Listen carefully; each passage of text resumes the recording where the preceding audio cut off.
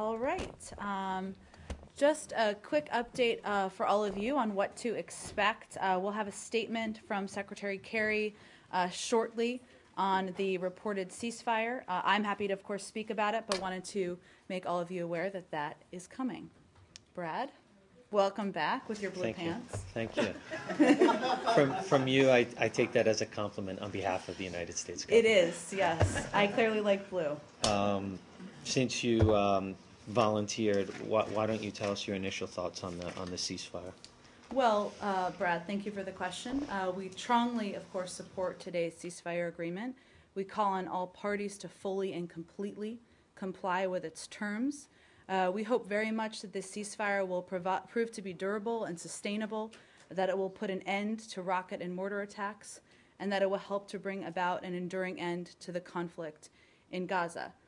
This has obviously been an effort that has been underway over the past couple of weeks.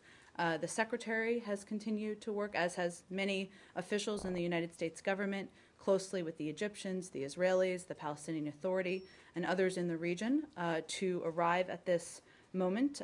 We, of course, want to thank the Egyptians for their role in hosting these negotiations. But I think it's important for me to note, and then we'll, of course, go to your questions, that we view this as an opportunity, not a certainty.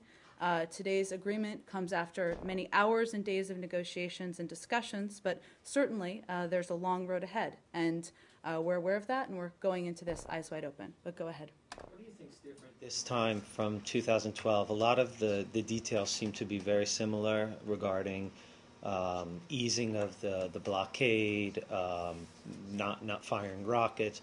Why do you think that this may prove durable when it didn't last time? Well, I think there are some differences between the situation in 2012 and the situation now. Unfortunately, we're looking at significantly more civilian casualties that we've seen over the past couple of weeks. We've seen both the Israeli and the Palestinian people live under fear of rocket attacks, fear of additional bloodshed. Many have lost people on their streets, and certainly the steps that the Israelis took into Gaza in response to the rocket attacks were farther than were taken in 2012. And I'm just laying this out because I think the context is different. I think what we're seeing here, and of course we'll let the parties speak for themselves on why they think this is sustainable, is a desire to see an end to the bloodshed and an end to the fear that their people are living under. Obviously, again, there are many steps that need to be taken, and we'll let the Egyptians announce the next steps, but clearly negotiations about the key issues that have been living over the heads of the Israeli and Palestinian people is a part of this process as well. And then just one of the things U.S. officials said throughout the conflict was it was important to get to a ceasefire, but not do anything that would limit Israel's right to self-defense, not provide some sort of reward to Hamas for its actions. Given that this agreement doesn't really go beyond 2012 significantly from what any of us can see, do you feel that aim is accomplished, that essentially, a ceasefire has been reached, but Hamas hasn't really gained anything? Well, I think, Brad, I think there's, again, a long road to go here, and there are key issues. Both sides have strong views about what their needs are for a sustainable ceasefire over the long term. And obviously the Israelis want to be able to and deserve to be able to live in peace and security without terrorist attacks, without rockets, without tunnels. The Palestinians also need to be able to live in peace and security. So I don't think our view is this is a reward situation as much as an effort to bring an end to the violence, bring an end to the bloodshed, see if there's a sustainable path forward. Two things on this, if I may. One, Hamas, it is said, has had a sense of betrayal after the 2012 agreement, feeling that aspects of that agreement, particularly in terms of opening the crossings, were not lived up to. To your understanding, what guarantees are there in this circumstance that Hamas will see an easing of the crossings?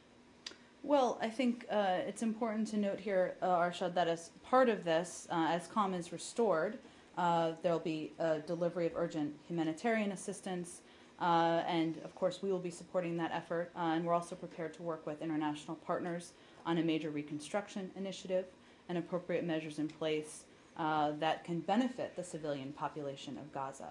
I think in this case, there's no question that there has been a mistrust from some, who, given the experience of 2012, and I'll let them speak to what factor that had in the process that's been ongoing over the last couple of weeks. But there's no question that determining a path to greater economic prosperity, to greater access, and seeing if that path will stick is in the interests of the people of Gaza.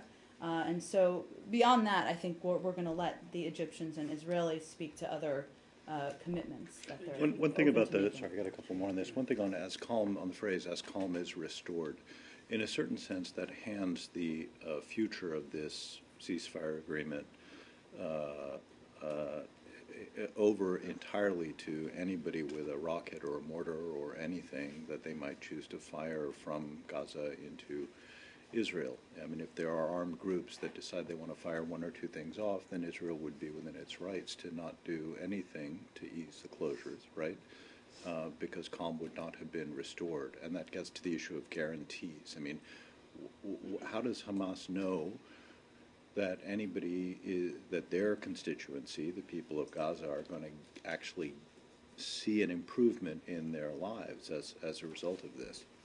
Well, I think, again, I'll let them speak to why they agreed to this open-ended ceasefire, but what we're talking about here is a path and the potential for greater economic opportunity, greater economic prosperity. And obviously, as you know, we continue to believe Hamas is a terrorist organization, and our goal here has been to prevent the rocket attacks coming from Hamas into Israel. We also still have a great deal of support and a relationship with the Palestinian people. So I can't speak for what their motivations are, and I'll let others speak to what guarantees are. We all know what the issues are, which is certainly opening up the border crossings, and that is part of the discussion as it relates to economic opportunity, certainly for the people of Gaza. And just two quick things finally from me. One, do you, a senior Israeli official, the deputy foreign minister, last week said on the record that Israel reserved the right to conduct ground operations in Gaza to go after tunnels. Is it your understanding that the ceasefire agreement, such as it is, gives Israel that right to send ground forces into Gaza to go after tunnels whenever it wishes, just as the Israeli security forces often punch into portions of the West Bank, even those that are ostensibly under the security control of the Palestinian Authority, when it wishes? Does the same apply here to Gaza, as they said publicly last week? Well, as you know, Arshad, in previous ceasefire agreements over the past couple of weeks, the ability of Israel to continue work on tunnels has been a part of those agreements. I'm not aware of that changing, but you're also aware that they have announced that their work on the tunnels was completed. So in terms of the future, I'm not going to speculate if that's an issue in the future. Hopefully it's not. We're talking about tunnels that were being dug so terrorists could get into Israel. Obviously that is a different circumstance than one that currently exists. And does the Secretary see this agreement as a possible step toward the resumption of broader Israeli-Palestinian peace negotiations, notwithstanding the failure to meet the April deadline? Well, the Secretary believes that we have 2.5 years, I think that's still right, left in the administration, that the only sustainable path forward for the people of Israel and the Palestinian people is a two-state solution. Obviously, that would require a process. Are we resuming the process now? No, we're not. It requires steps and decisions made by both the Israeli and the Palestinian people. But we're certainly not closing the door to that in the future, given the importance of achieving a two-state solution to have peace in the region. You began by saying that you want to see a stop to the rockets and mortars from Gaza. You also would like to see a stop to the aerial bombardment by the Israeli Air Force, right? Well, Saeed, I think bringing an end to the violence just to and clarify. let me finish. Bringing an end to the violence and the bloodshed, the civilian casualties we have made no secret of our concern about that, and that continues. And of course, the benefit of a ceasefire is seeing an end to that. Okay, and let me begin with where Irshad ended, that you want to see this as part of a broader process. Today, Palestinian Authority President Mahmoud Abbas said that he will not return to useless negotiations. Do you agree with him that the negotiations in the past have been useless from the Palestinian point of view? Well, I'm not going to parse his own words, and I don't believe that's what he said. Certainly, we'd like to see discussions, which again will let the Egyptians and others make any additional announcements about that are productive and that do address the core issues. And I think I spoke to some of the pieces, including commitment to working with our international partners on a major reconstruction initiative that will benefit the civilian population in Gaza, that we're certainly committed to, as well as continuing to work with Israel on their security needs and making sure that they feel protected and have what they need. Now, on the ceasefire itself, you know, the 212 agreement, which was brokered by Egypt and, in fact, former Secretary of State Hillary Clinton at the time, you know, ended up in tatters, as we have seen, although Hamas really adhered for 18 months to a ceasefire, not throwing any rockets and so on. Wouldn't it be sort of more prudent, or would give it more, you know, sustainability to the ceasefire if, let's say, the United States was a guarantor of the ceasefire somehow? Well, Said, I think the Secretary, let me say first that the Secretary has been, I think it would be hard to find anyone who's been more engaged in this on the phone, in person, in meetings, many late night phone calls, many while he's also been attending and facilitating and hosting events in Australia and India and other places around the world than the Secretary.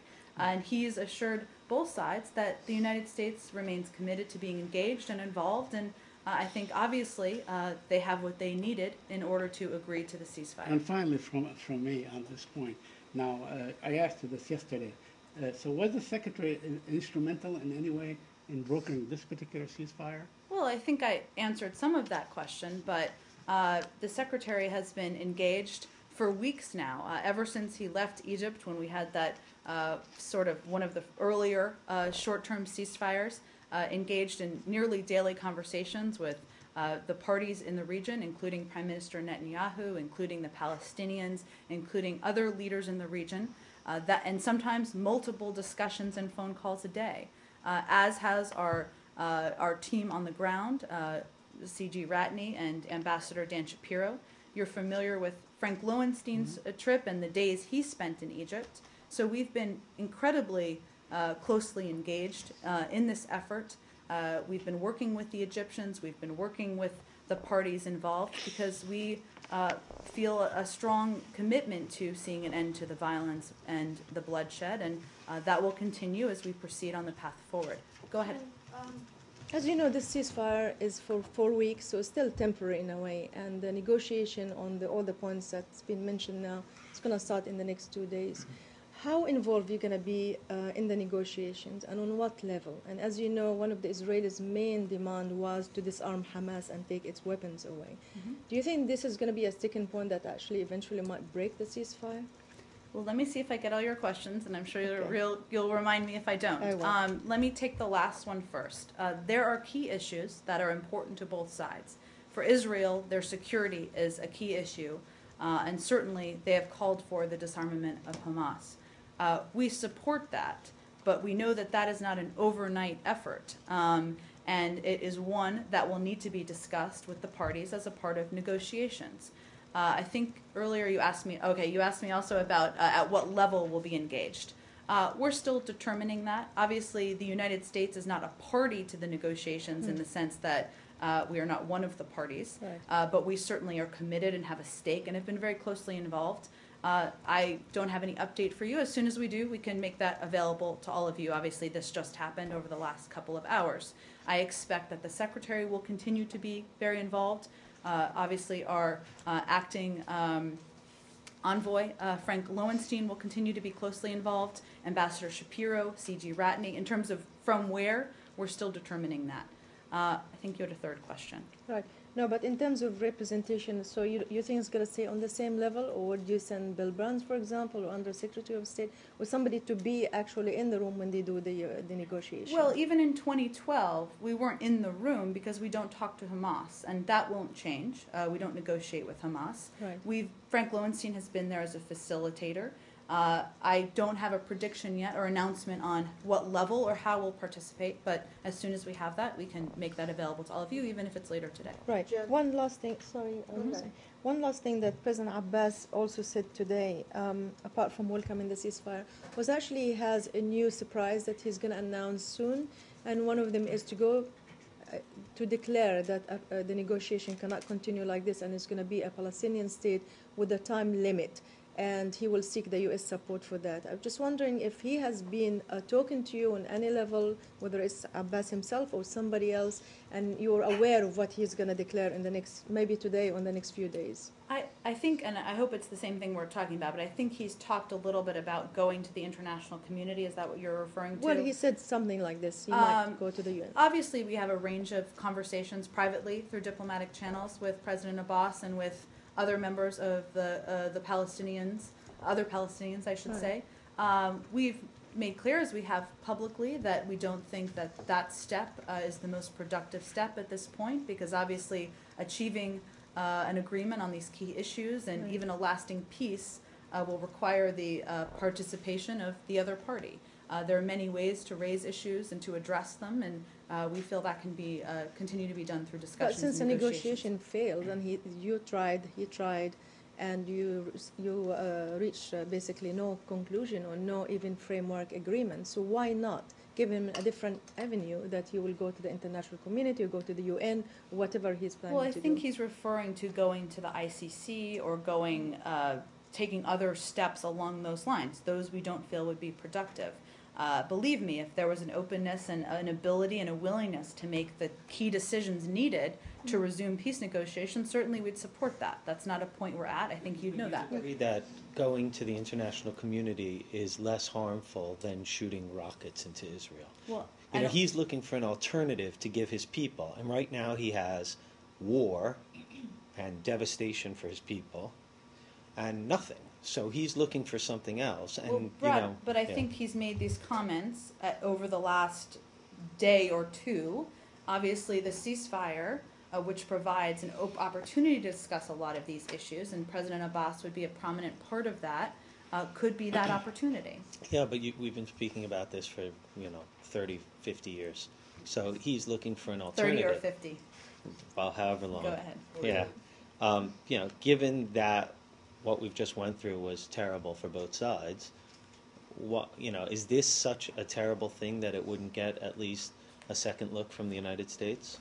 The idea of going for some sort of greater international recognition, it's more of a legalistic path. I mean, our position on this hasn't changed. I talked about it a little bit yesterday. I think we see this process as the appropriate process and avenue to do that. Apart from the U.S.'s opposition to the Palestinians going to the UN or to the ICC or to any international body, is there any indication that Abbas's latest threat to go international, if we can use that as a phrase, might have been one of the reasons why the Israelis are agreeing to this latest deal? Do you have any insight on that as part of the negotiating posture? I think the Israelis would be the appropriate entity to speak to that, not that I'm aware of, though, Russ. And then in terms of U.S. weapons transfers to the Israelis, how does this ceasefire affect the ongoing, let's not call it a review, but a review of what weapons and material are being transferred from the U.S. to Israel? How does that affect this enhanced scrutiny process that this administration has imposed? It doesn't, and again, the process has been ongoing, as have the equipment we've been providing. So there's no change to that to announce. But you had suggested a couple of weeks ago that if circumstances changed, there would be a lessening of the review, not as thorough or not as many people weighing in on whether to transfer so many casks of X to the Israelis as opposed to what has been happening during the course of this Well, war? I think that that's an overstatement about what has been happening during the course of the last several weeks. Obviously, we always review these type of military equipment that we're providing. So there's no new update or change to that. Okay.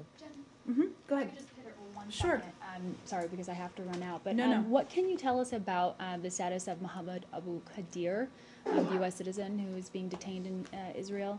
Sure. Why has his arrest been extended apparently to the end of September? And why has he not been indicted yet?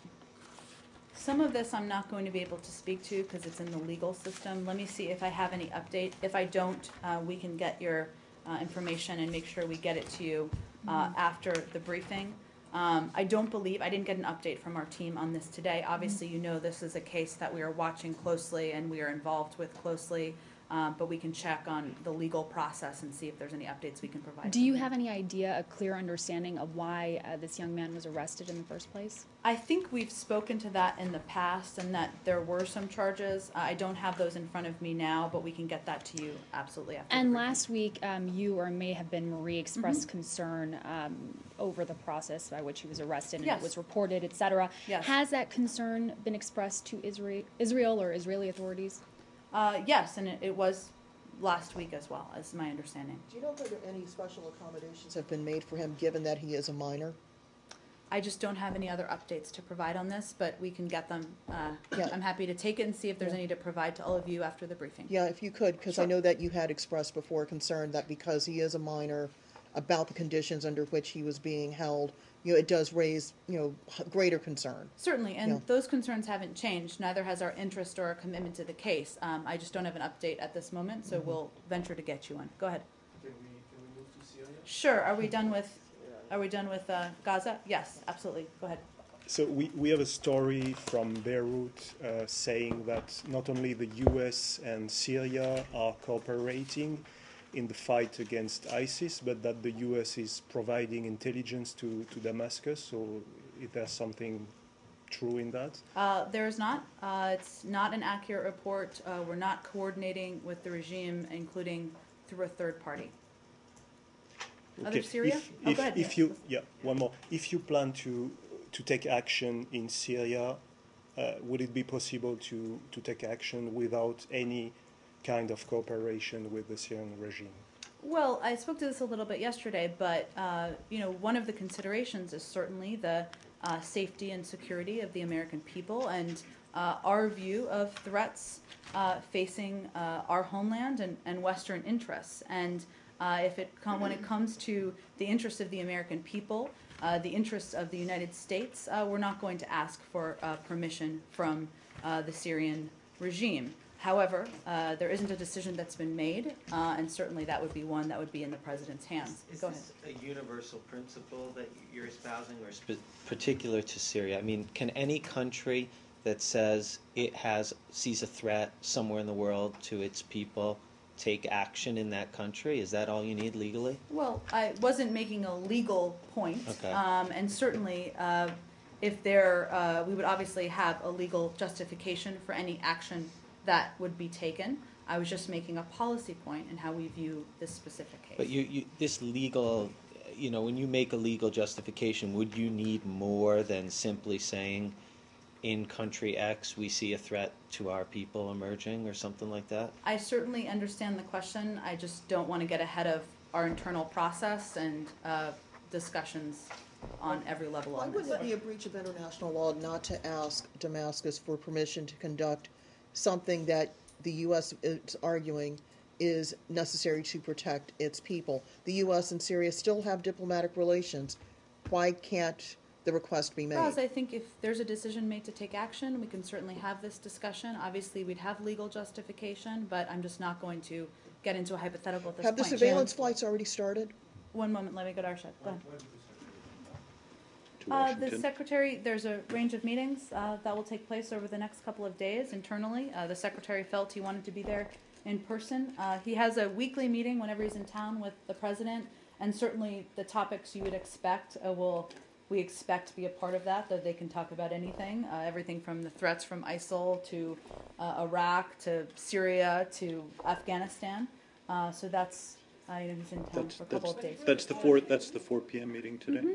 And to your knowledge, is there a principals meeting, or is that a principals meeting, or is that just him and the That's president? just a meeting with him and the president. I'm not going to announce meetings that the White House is hosting, but he's here for a couple of meetings. And is it not fair to suggest that the proximate cause for his return is the threat from ISIL?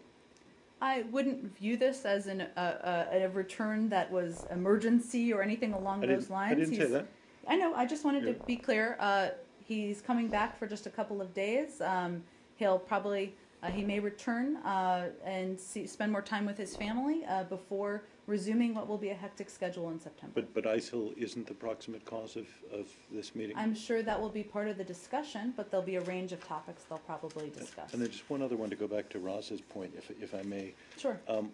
What's the difference between the UAE, as has been widely reported, striking targets in Libya,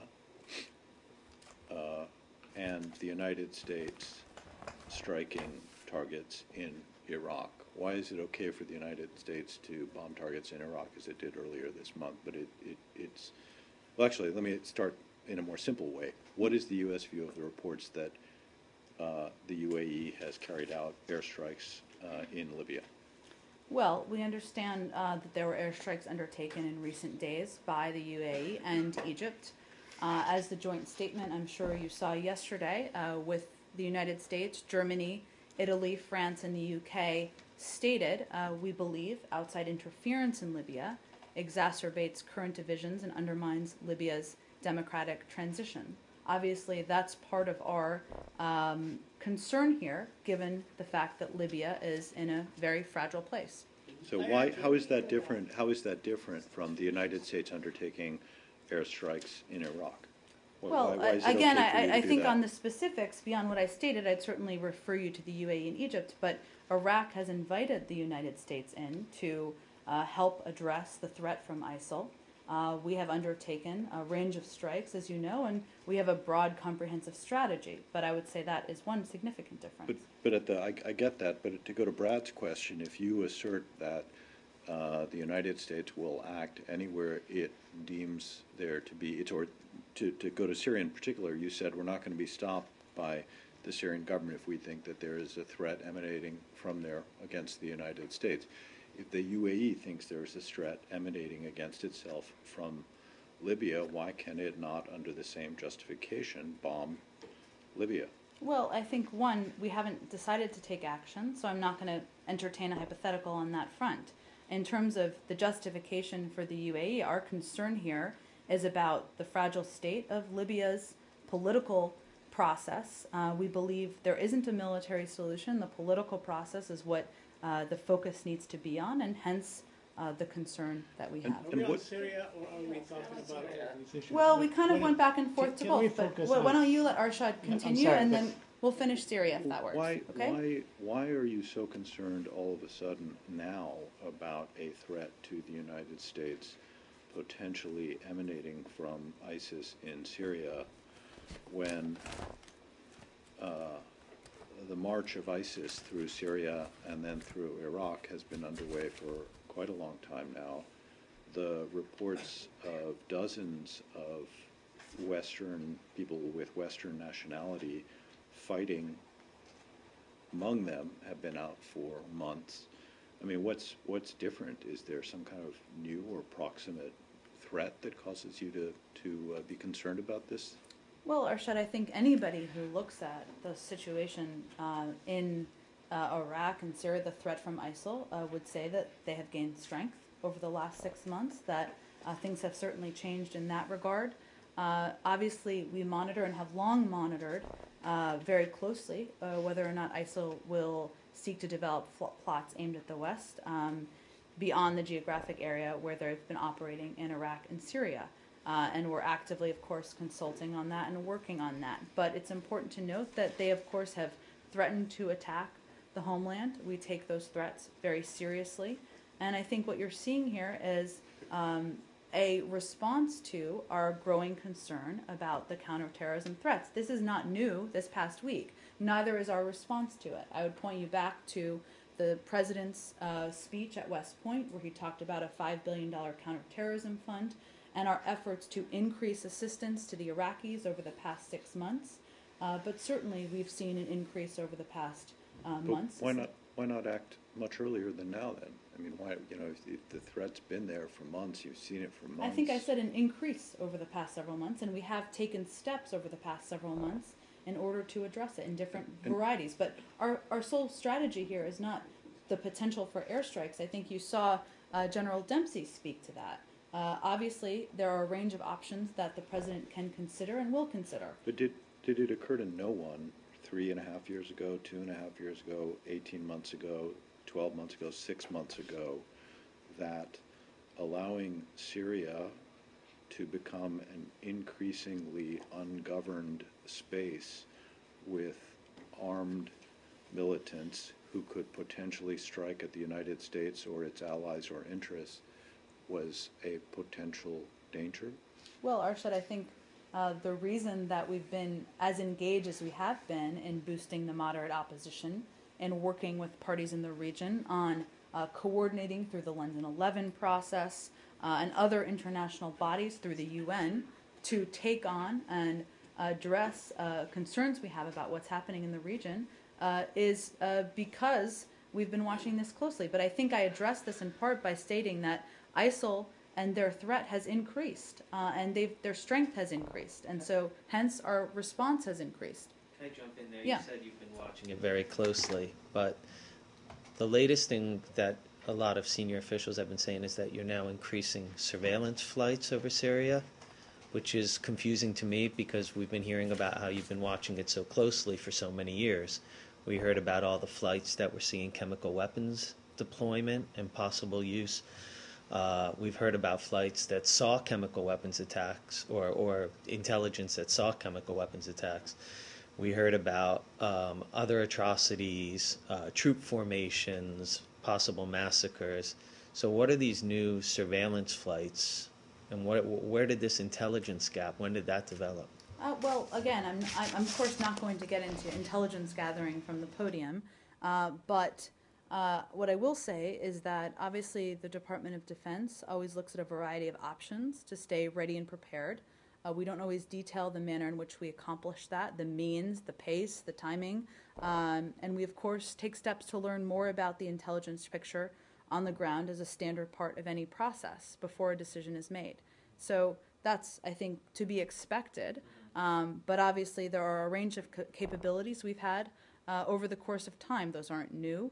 And obviously, when it's appropriate, we've spoken to those and information that we've acquired. After 3.5 years of civil war, shouldn't we have a clear picture of what's going on, given all the attention we've, purportedly given to the conflict?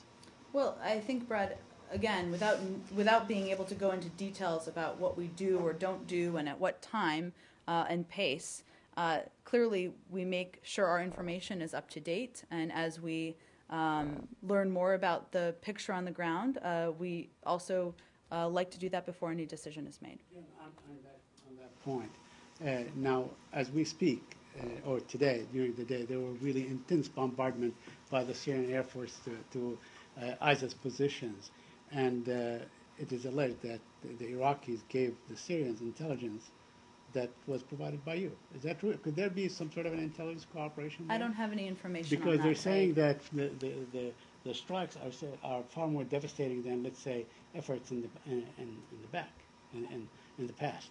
I just don't have anything for you on Okay, that. so you don't see- do you Let's see- just go one let at me a time. Let me just follow Let's very go one at a quickly. time. Go ahead, So, Said. You follow very quickly. So you don't see any kind of cooperation whatsoever, none, with the Syrian regime. That whatever you do against Daesh in Syria, against ISIS in Syria, is you will do alone. I just stated we're not coordinating with the regime or through a third party. One question.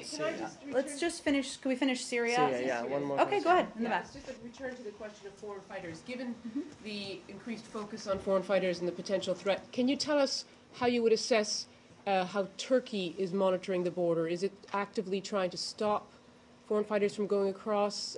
Is it doing enough? Well, as you know, Turkey is an important ally of ours, and we work closely with them. I'm not going to be assessing anyone's capabilities from the podium, but the issue of foreign fighters and the concern of individuals with Western passports or passports that would enable them to travel into countries where they can do harm is certainly at the top of our agenda and the top of the agenda of many countries. That's one of the reasons the President is going to be chairing a meeting at UNGA about this particular issue. So, of course, there are a range of issues we discuss with Turkey and partners around the world, but I'm not in a position and don't expect I'll be to assess capabilities. Or Are they process. sharing intelligence with you, say, about Americans that would be going across or others that are going across? I'm just not going to be in a position to discuss intelligence gathering or what we share with other countries. Go ahead. Can you confirm the death of American Douglas MacArthur McCain, who was fighting died this weekend fighting allegedly for ISIS in Syria? We are certainly aware of these reports. Given this information just came out publicly, I'm not in a position to confirm the details or identity in the reports from the podium. We are in contact with the family and are providing all possible consular assistance. As you know, there's typically a process that needs to be gone through before any confirmation can be made, and certainly out of respect for the family, we're not going to be adding any more comment at this time. Are you able to say whether a female aid worker is being held by ISIS inside Syria? Roz, I don't, we've confirmed in the past that there are a small number of Americans being held. Obviously, we follow those cases and work on those closely.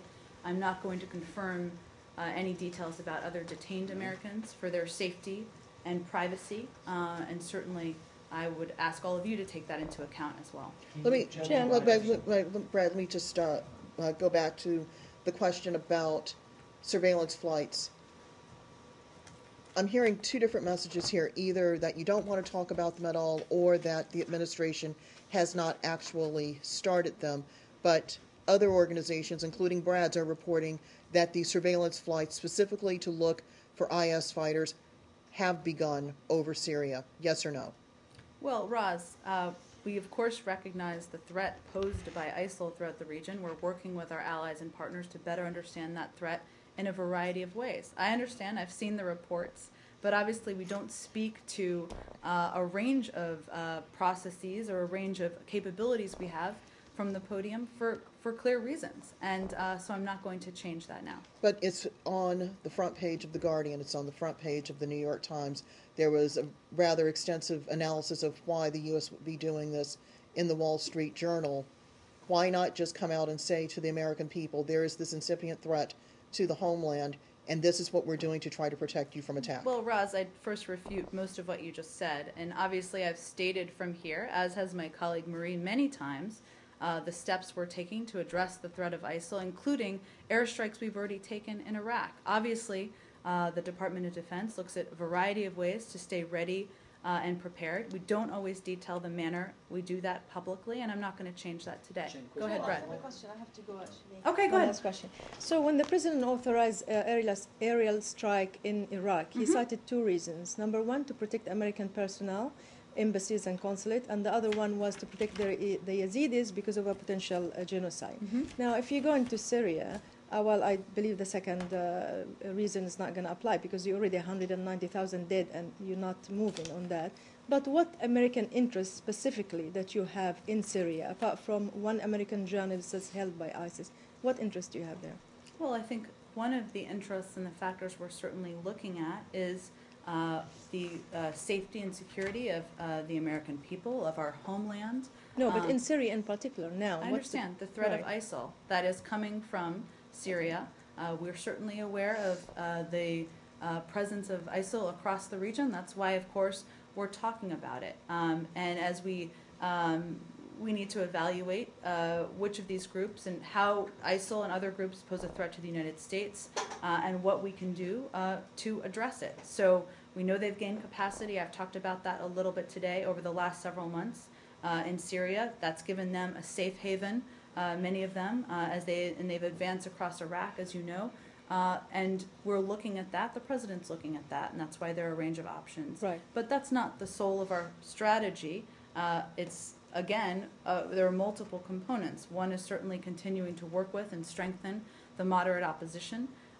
We have continued to provide them assistance. You saw the president talk just a few weeks ago about his plans to and desire to arm and equip them. We're waiting for Congress to approve that. We're also working with countries in the region to address this growing threat. And we do think that unity in Iraq and other countries will be a powerful force in addressing it as well.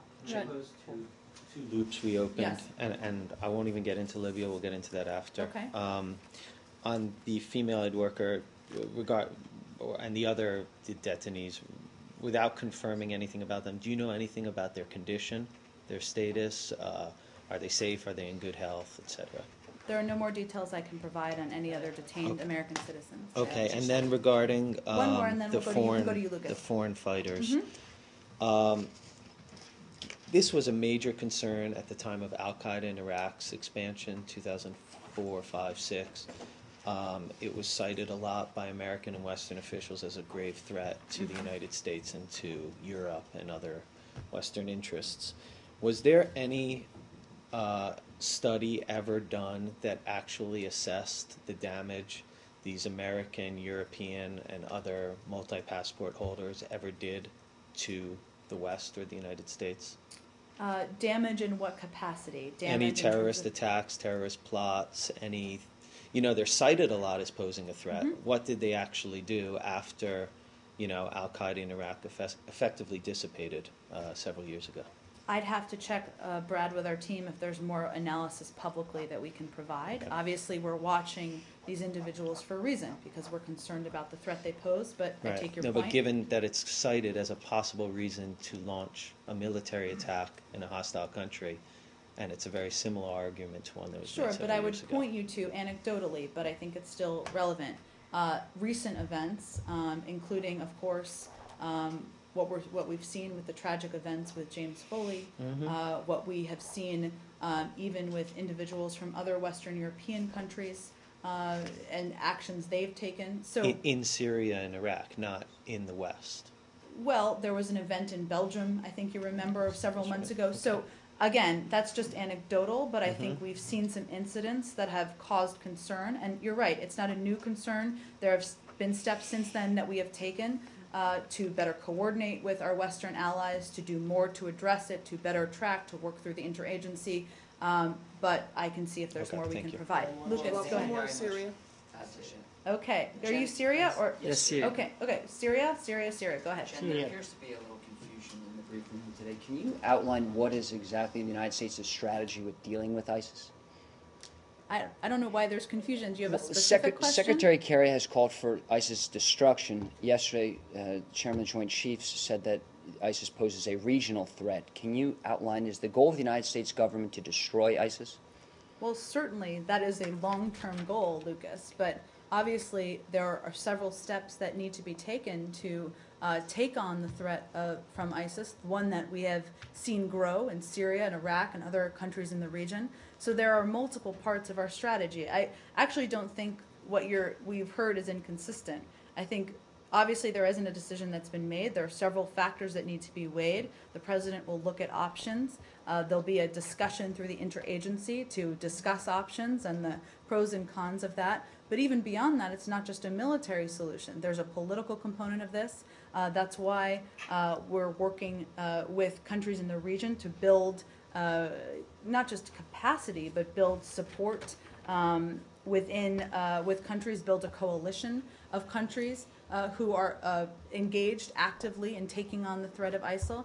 But also the piece that we're very concerned about now is the piece Brad just mentioned, which is the threat of foreign fighters who have Western passports. And that's a piece that we're tracking closely as well because we think it could pose a threat to us. And would the United States government entertain a notion of a future potential prisoner swap to spring the American aid worker being held by ISIS? I appreciate your effort, Lucas, but I'm not going to speak to American citizens who may or may not be detained, and certainly not going to entertain what may or may not be considered. Because the government has done prisoner swaps in the past to free American hostages. I'm familiar with our history, Lucas, but again, I think it's important to note for everybody, and a serious note here, is that for the safety and security of any individual who is being held, including any reporter, your colleagues, we don't talk about the details for that reason, and so that's why we don't provide additional information. Go ahead. As the United States is considering to expand its attacks on ISIS, one determined force in Syria that is really determined to fight ISIS is the Kurdish rebels, just like in Iraq. Are you, first of all, what degree of relationship do you have with the Kurdish rebels in Syria? I don't know that I have any new update to provide for all of you in terms of who we're working with. You're familiar with our efforts to work with the moderate opposition. Obviously, we're considering a range of actions and steps to be taken, but I don't think I have anything else further to outline for you. But as you know, the rebels in Syria are some sort of offshoot of the PKK. And the PKK rebels have been fighting alongside the Kurdish Peshmerga in Iraq against ISIS. And some of them came from Syria. So can't you say, even though you might not want it, you are like a strange bedfellow with the PKK against ISIS? I wouldn't say that. I think I wouldn't say that. I do like that term, strange bedfellow, though. It's always good to use it. But our position on the PKK and their status as a foreign terrorist organization hasn't changed. I spoke about this a little bit yesterday. It certainly hasn't changed since yesterday. We don't think that having a common enemy makes you a friend. So that would be the case here as well. Just to very quickly over what Lucas just said. You know, yesterday the German Joint Chiefs of Staff said it was a regional threat. Now, on the other hand, from the Hill, other places in this town, they're saying it's a plane ticket away from threatening the United States of America. So is it a threat to the U.S. or is it a regional threat? And how would that impact policy? Well, Saeed, I think I spoke about this a little bit yesterday more extensively, so I'd certainly point you to that because I know we have a range of topics we want to discuss today. But, you know, our view is what I outlined, that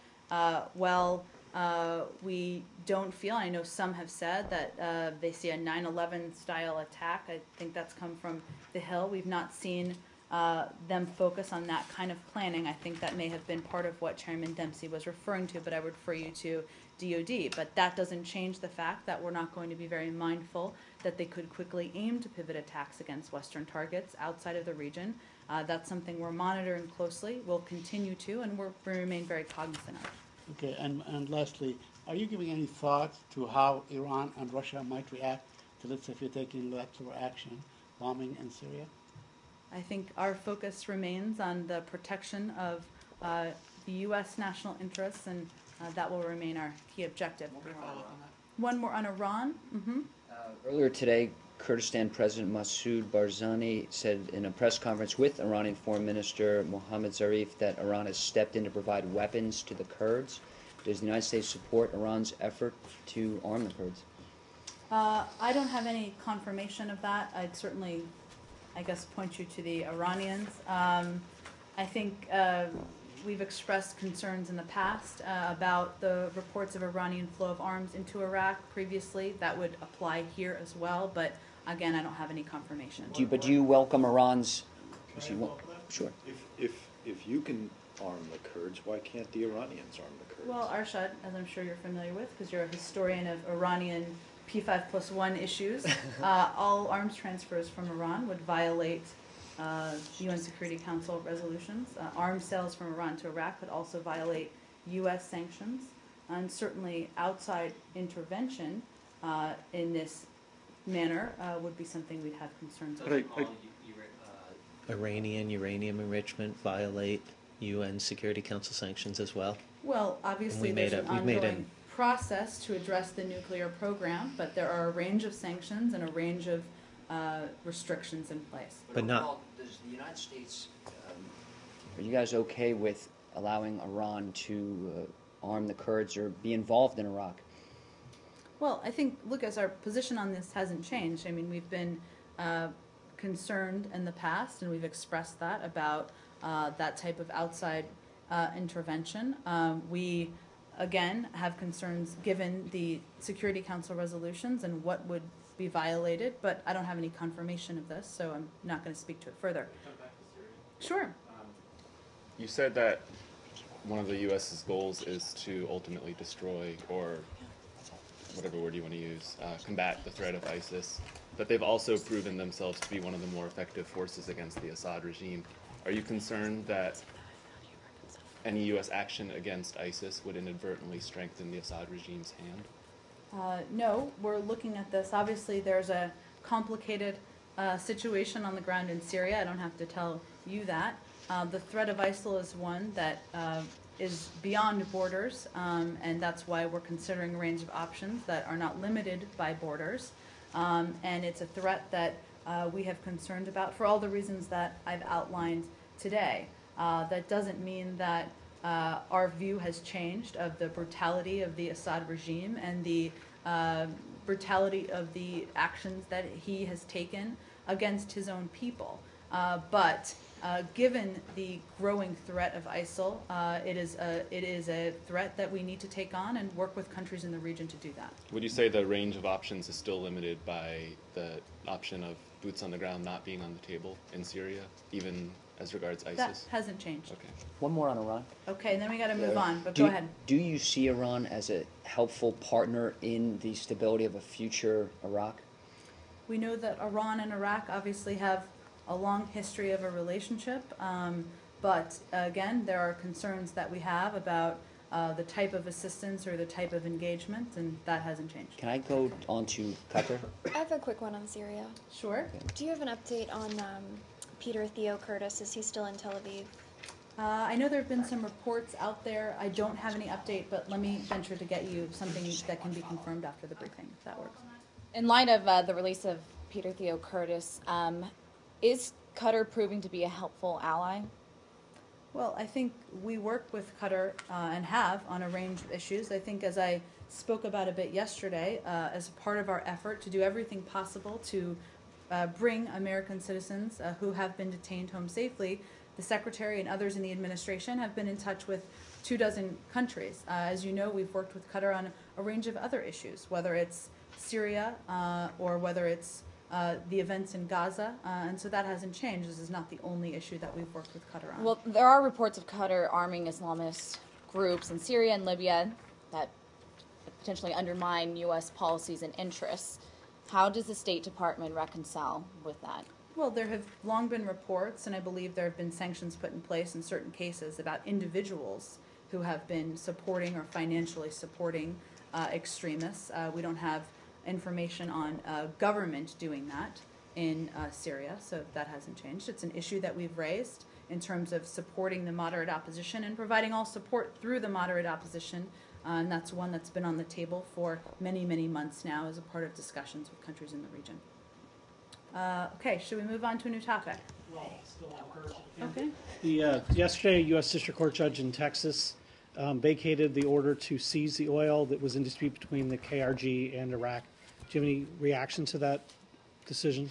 Well, we have, of course, seen the reports. Broadly, I would refer you to the parties involved. As you know, this is a commercial transaction. The United States government is not involved. I would say from our view, the situation over the past several weeks clearly demonstrates why it's incumbent on all sides to find resolution to this issue. And we continue to urge the Iraqi federal government and the Kurdistan regional government to reach agreement on how to best manage energy resources moving forward.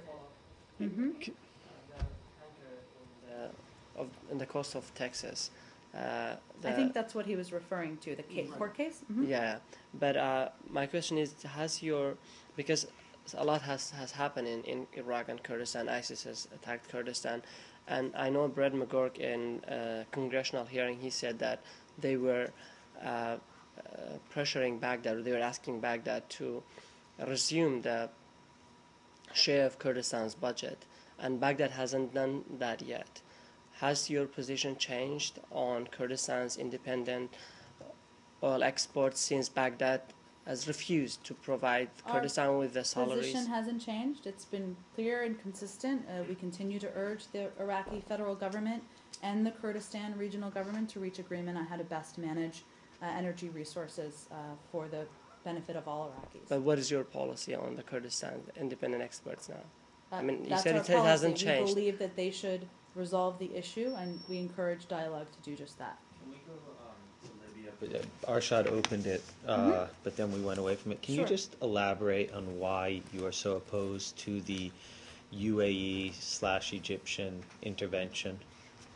Well, there was a lengthy statement that I'm sure you probably saw that addressed this, that we put out with France, Germany, Italy, and the UK, and it strongly condemned the escalation of fighting and violence in and around Tripoli, Benghazi, and across Libya, especially against residential areas, public facilities, and critical infrastructure by both land attacks and airstrikes. We believe that this outside interference exacerbates current divisions, and that given the fragility of the political process there and the importance of that moving forward, that is the root of our concern here. Given that it's been 3 years now since the Gaddafi regime fell, or almost 3 years, has the U.S. lost some of its authority with its allies? Because your stabilization efforts have really done very little to stabilize Libya, right? Well, I think as there's a situation on the ground in Libya where there are different militia groups. It's a very complicated political situation. We did not expect, despite what happened a couple of years ago, that this would be overnight.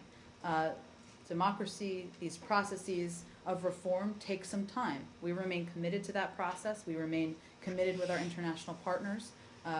Ambassador Satterfield has been playing an outside role in this, and obviously that will continue. And then just things have gone so bad there, though, that you don't even have an embassy there anymore, right? I mean, the security situation is so bad that despite your commitment to the country, you don't even have an embassy on the ground there. So why should people? Let me just ask it very simply. I mean, do you think you could have or should have done things differently in Libya so that you wouldn't have ended up in this situation with no political consensus, marauding rival militias, and such a bad security situation that you can't even maintain an embassy there? Was there nothing you could have done to bring greater stability to this country after intervening with UN Security Council sanction to oust the dictator there? Well, I'm not going to do analysis on the past 3 years from the podium, which I'm sure doesn't surprise you. Clearly, this is an issue that the United States, that the United Kingdom, that a range of countries have been working on and committed to. Obviously, there are steps that need to be taken within Libya as well, Arshad, to move the political process forward. When we've been frustrated about the pace of that or the process, we've expressed that as well. I would also note that our embassy, the relocation of our staff is temporary. We want our staff to return. Ambassador Jones remains the ambassador to Libya. We continue to work with a range of officials on the ground. Yes, obviously, being in country provides a different opportunity to do that, but we remain engaged even though our officials are not in country. Here's my question. Where do you get the conviction that you know what the right path is, given that basically everything the United States has done over the last 3 years has been wrong in Libya? Well, nothing has gone to plan. Nothing's stabilized. Nothing's better. It's only gotten worse. Well, just like anywhere in the world, Brad, the United States alone cannot determine the path or the future of any country. And I think what we're pointing out here is that a military solution, that outside intervention, that continued violence is not the solution. Obviously, the political process and how that's resolved and who will lead Libya moving forward is not for the United States to decide, and certainly we wouldn't determine that. Can I just, and just on the details of the rate, I mean, did you have any prior discussions with the UAE or Egypt, either one, where they were informing you they were going to do this, or two, you telling them not to do this, whether it was still in a planning phase? Just fill us in. Well, I can't say too much, but what I can convey is that we've expressed, and certainly did here, to countries in the region, our view that outside interference would not help the situation on the ground, and that it would rather undermine Libya's transition. So that's something that is consistent with our view, but we certainly expressed here. Let me put it more bluntly. Did either Egypt or the UAE confirm to the U.S. government that they have been involved in these airstrikes? Roz, I'm just not going to get into greater detail. I think I spoke to what our concerns are. I spoke to where the sources are. I'm not going to confirm it further. Is there a reason why the statement did not specifically name either the UAE or Egypt for the actions, which pretty much is common knowledge at this point inside the country? The joint statement put out yesterday? Right. I don't have any analysis on that for you. I have a quick question for you. Are Okay. you able to sort out all the different groups? I mean, for instance, the group that is allegedly bombed is called Libya's bomb. You know, there's also the tribal Islamic groups and so on. How do you sort out, and you know, who are the good guys and who are the bad guys? Which side you want to be on? How do you decide that? Well, I think, Said, I don't know that I'm going to go into that analysis with you here today. Obviously, we have a team, including led by Ambassador Jones, but certainly our team here who works with a range of officials in Libya and looks closely at affiliations and takes all the appropriate steps necessary. But you know what's going on. I mean, you know on the ground all these different groups, and in the event that you need to intervene, you know, sort of stop the deterioration, you know who to intervene on whose side, right? I'm just not going to break it down further. I can only do a couple more here. So why don't we go to Scott and then Allie? Go ahead, Scott. Sudan. Mm-hmm. It's another ceasefire in South Sudan, an effort to form an interim government. Is there any reason to believe that this will be more successful than the last, given the temporary detention of some of the IGAD monitors? Well, I think you saw probably the statement we put out expressing our concern about that last night. We've also expressed disappointment about the 60-day deadline ending August 10th, that it passed without a comprehensive agreement for a transitional government of national unity. The IGAD Head of State Summit on August 24th called on all parties to continue discussions on the details of implementing a transitional government and on the needed reforms for a lasting peace to South Sudan. So as you know, there's an additional 45 days that they're under at this point. That part of that agreement reiterates that the political and humanitarian crisis in South Sudan cannot be solved by the two warring parties alone and calls for inclusion by outside international bodies. We feel that's an essential part of this process. And you may remember when the Secretary was there in May, it wasn't that he just met with the parties, he also met with a range of countries in the region because we feel that having parties engaged who can participate in multi-stakeholder negotiations and uphold commitments to enforce punitive measures is an important part of putting the necessary pressure on for the parties to abide by their commitments. I will say also that both parties have obstructed the peace process. Both are accountable. It will require both, as well as the engagement with countries in the region in order to move things forward. Can we predict what the outcome will be? Unfortunately not, but our view is that the current path is certainly unsustainable. The violence, the humanitarian situation is one that needs to be addressed, and we feel if the parties in the region can remain engaged and continue to increase their engagement, that will help move the process forward. One of those pressures was the threat of U.S. sanctions. Are you prepared now to say that the U.S. government would consider sanctioning both or either Kir or Machar specifically if this deal doesn't work? I don't want to make predictions along those lines. As you know, we've done visa bans on a limited number of individuals. Obviously, we have the tools and the capacity, and the executive order remains in place to sanction additional individuals. We haven't taken options off the table in that regard. Go ahead, Ali. Really quick? To Libya? Yep, again. Sure. Aside from the joint statement that the parties put out yesterday, is it correct that the United States has not expressed its concerns about outside interference to specific countries directly through high-level communication, either with Qatar or Egypt or any other countries that you have concerns might be intervening? I don't think we've made a secret of our concerns, and we have expressed those concerns to the relevant countries, yes. Including, presumably, Egypt and Qatar. Well, the countries that have been involved in this effort. And one last one, you said yesterday that Secretary Kerry spoke with Foreign Minister Shukri, I believe it was Sunday. Mm-hmm. So have there been any further conversations with the Egyptians or Qataris at that level? Let me see, Ali, and I think it's important to note, too, that there are a range of issues that we discuss with both countries, including the situation, of course, in Gaza, including Iraq, including a range of topics. There is not an additional He may have spoken, actually, hold on, let me check. Sorry for the delay here. He did speak with Foreign Minister Shukri today. My bet is that that was focused, of course, on the ceasefire. I can check and see if there's more to read out from that call. Okay? Thanks, everyone.